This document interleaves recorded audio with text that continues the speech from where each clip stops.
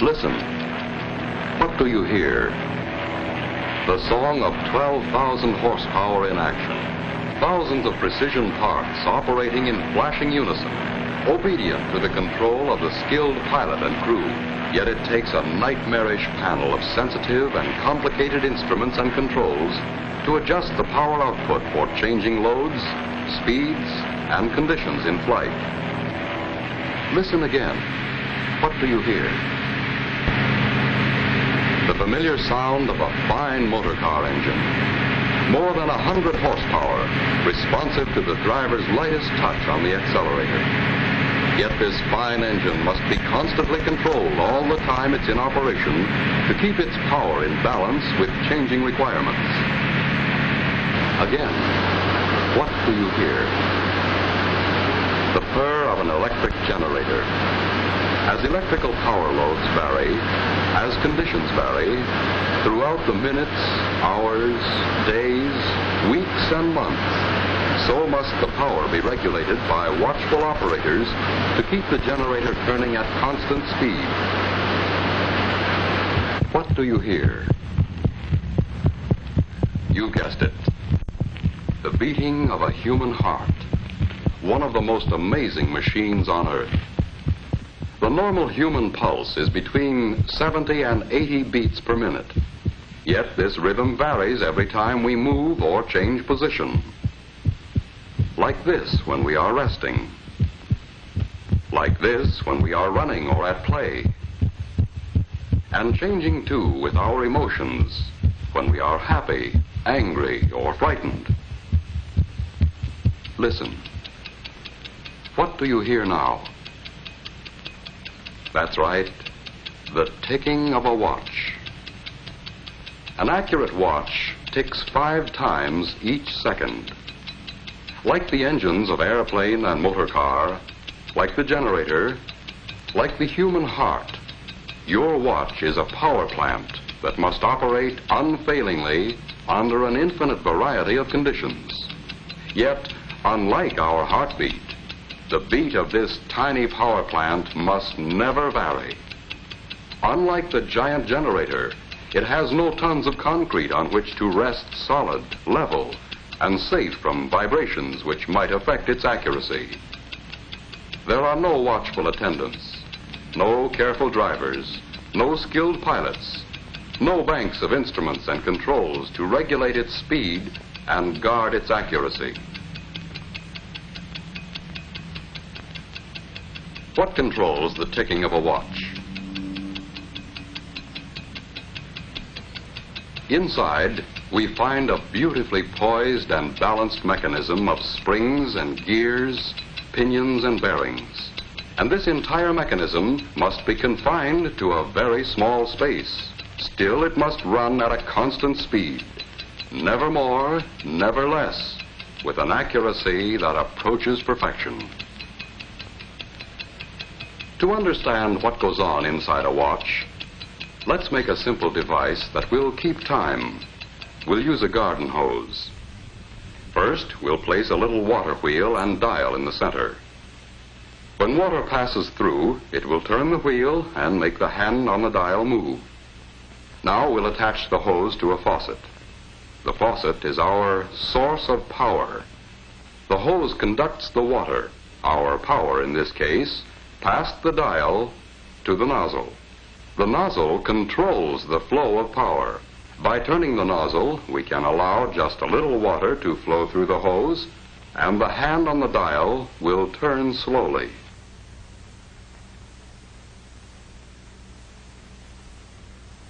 By opening the nozzle wider, we allow a heavy stream of water to flow through the hose, and the hand on the dial turns faster. If our source of power, the water pressure, remained constant, and if we could adjust the nozzle carefully enough, we would have a timepiece that would keep accurate time. Here, in a greatly simplified form, we have the 4 elements needed in every timepiece. A source of energy or power, a means of transmitting power, a dial to record the flow of power, and a way to control the power. Now let's see what these four elements are like in our watch.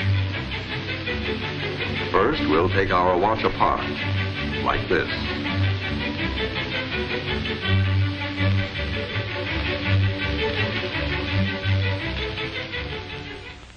We'll begin with this part, the mainspring and barrel assembly.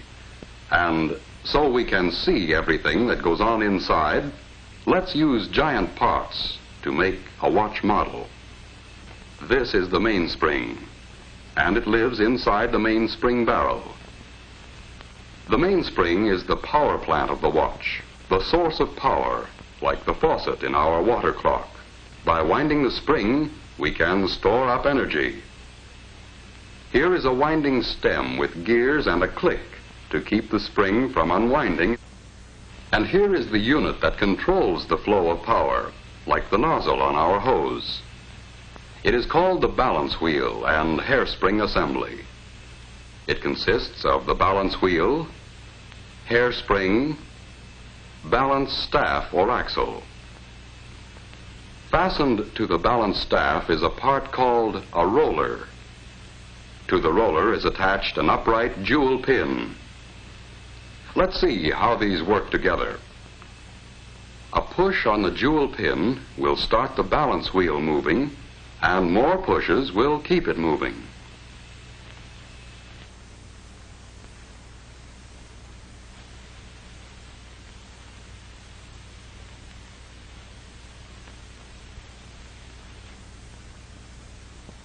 To do this job of pushing, we need this odd anchor-shaped lever called a pallet.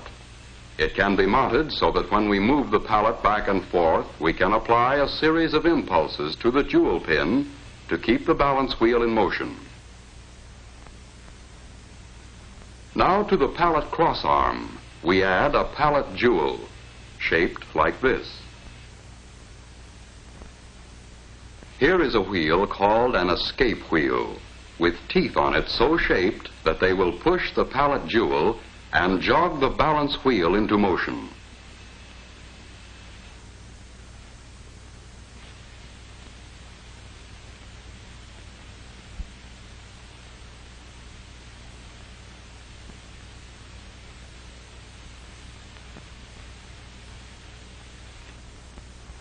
Now we'll use the energy stored up in our mainspring to drive the escape wheel. As the mainspring uncoils, it causes the barrel to rotate with it. That didn't last long, did it? Let's try it again. Once things get started, there's nothing to stop them. What we need now is a way of holding the power in check, releasing it a little at a time just when it's needed. Another pallet jewel at the other end of the pallet crossarm will do the trick. Just as the first pallet jewel gets a push from the escape wheel, the second pallet jewel locks against another tooth of the escape wheel to hold the power of the mainspring in check. But the balance wheel keeps swinging, and the jewel pin moves the fork end of the pallet until the escape wheel is again unlocked. But when we connect the mainspring directly to the escape wheel, the power is soon exhausted. In an actual watch, it would last only a few seconds. What we need is a way to stretch the power so it will last for more than a day. In our water clock, we used a hose to transmit power from the faucet to the nozzle. We also need a way to transmit power here. So let's add a system of gears and wheels. We'll stretch them out in a line instead of in their usual closely confined location in a watch. Look at the gears a moment and see what they do. First, a small partial turning of the mainspring barrel drives the center wheel a complete revolution.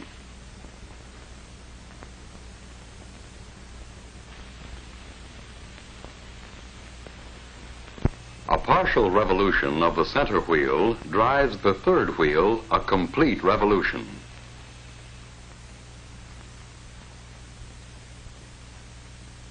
and this in turn drives the fourth wheel much further. As a result, a few turns of the mainspring barrel, driven by the mainspring, will drive the escape wheel many, many revolutions, enough to last a full day and longer.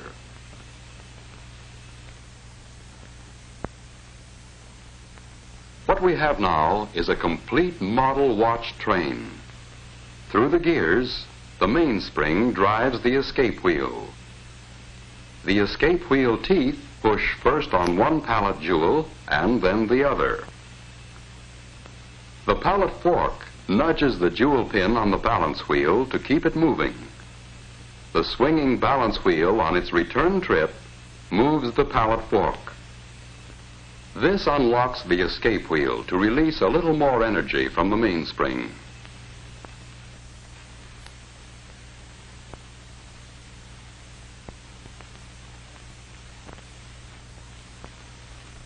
Back and forth, the balance wheel swings, controlled by its small coiled spring, the hairspring, in perfect rhythm. Each swing unlocks the escape wheel so it can give an extra push to a pallet jewel, and this is passed on to the balance wheel assembly to keep the watch ticking far more steadily than any beating heart. All we have to do now to measure time is count the ticks. But this would be a tedious job and not very practical. Just as we needed a dial on our water clock, here too we need a method for recording the flow of power. So to the shaft of this gear or wheel, we add an indicating hand to measure seconds. As the gear train of a watch moves far enough to make 5 ticks of the escapement, the second hand moves 1 graduation on its dial. To count the minutes, we can attach a dial and fasten a pointer to this gear wheel, which is just the right size so that it turns 1 complete revolution while the second hand makes 60 revolutions.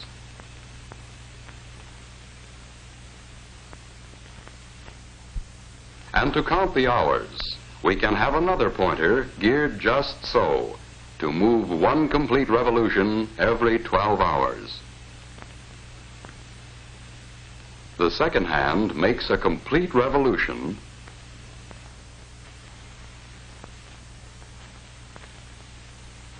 and the minute hand moves 1 graduation, and when the minute hand makes a complete revolution, an hour has passed.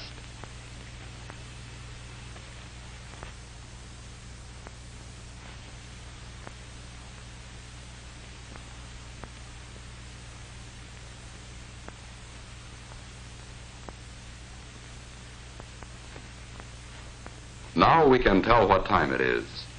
But a gear train all strung out like this is a long way from an actual watch. Let's let our model do a bit of rearranging all by itself.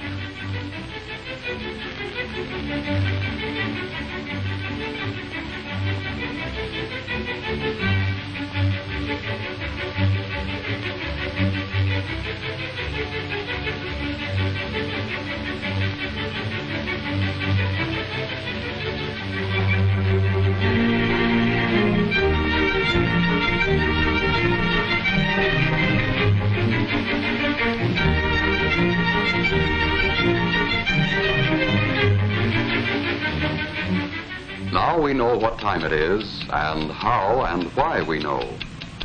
A fine watch itself is, of course, a compact precision mechanism with parts miraculously small and fashioned by craftsmen with incredible accuracy.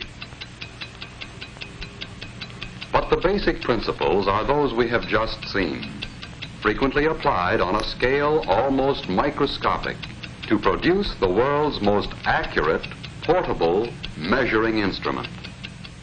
In a truly fine watch, there are many things which make possible the accurate control and release of power. Jewels, for example. Many people correctly believe jewels increase the value of a watch. They increase the value all right, but not by being ornamental. Jewels are in a watch strictly for business. They add to the value only when correctly placed and used. They are the bearings which lessen friction, increase the regularity of the running, and greatly extend a watch's life of dependable service. Harder than the finest steel, these tiny surfaces are finished so smoothly they reflect images like a camera lens. And working with oil, it takes a drop no larger than a pinhead for the entire watch. There is almost no friction. If any single part of a watch can be called more important, it's the hairspring. It absorbs and gives out an equal amount of force with each beat or swing at regular intervals. In a fine watch, the hairspring has uniform thickness throughout its whole length, is polished to a mirror-like finish, and made of metal relatively unaffected by magnetism or changes in temperature. It can be apparently distorted, but it always returns to perfect shape. Hairsprings are overcoiled, like we see here, to allow the spring to breathe evenly. Were this not done, the spring would coil and uncoil unevenly, fluff out on one side, and interfere with the accuracy of the watch. Because a watch is required to run in any position, to be accurate, the balance wheel must be perfectly balanced in any position. This is done by poising. The wheel is poised when there is no effect of the pull of gravity reflected in its action on the knife-like edges of the instrument which checks it. With perfect poising, and with the hairspring centered on the balance wheel, it runs accurately in any position all the time. And it's the same with all the parts. The tiny screws, scarcely larger than a speck of dust. The exceedingly small shafts. The precisely made gears and pinions. The sturdy nickel-silver plates and bridges. Every part is made with utmost precision. Precision which approaches perfection. When we look at the almost invisible parts, understand what they are required to do, realize the uncanny skill needed to make a fine watch, we can easily understand why it is a masterpiece of precision and accuracy. Here is a truly wonderful mechanism. With it, you can accurately measure the passing of time and record that passing for your use and convenience. But this mighty little servant is a creation of beauty, too. A precious possession to be worn with pride and confidence every day, every week, every month, year after year. Listen. What do you hear? It's the ticking of a fine watch. Wherever you go, whatever you do, America's fine watch ticks steadily, accurately on. 5 ticks every second.